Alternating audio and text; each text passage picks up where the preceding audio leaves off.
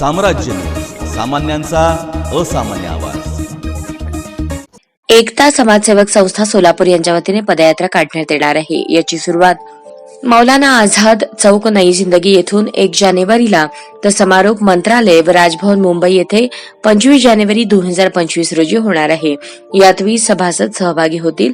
तसेच त्यांच्या मागण्या, धर्मगुरूंवरील अपमानास्पद वक्तव्यांवर त्वरित कारवाई, शैक्षणिक आर्थिक आरक्षण, सामाजिक समता व समतेचा विचार आदी मागण्या आहेत। यावेळेस पत्रकार परिषदेत इरफान शेख, अध्यक्ष मकबूल शेख, रवी कांबळे, अरबाज सय्यद यांची उपस्थिती होती।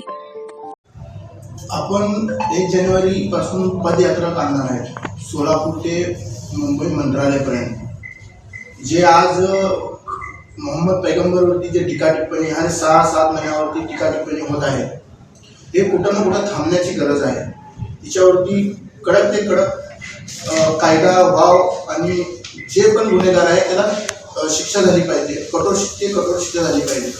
आणि दुसरी गोष्ट म्हणजे मुस्लिम समाज हा सर्वात पाठीमागा आहे आणि त्या समाजासाठी जे सच्चा समितीची रिपोर्ट आहे आणि त्या रिपोर्टाप्रमाणे मुस्लिम समाज खूपच पाठीमागा आहे आणि या समाजाला आरक्षणाची गरज आहे। 5% आपण आरक्षणाची माग करतो।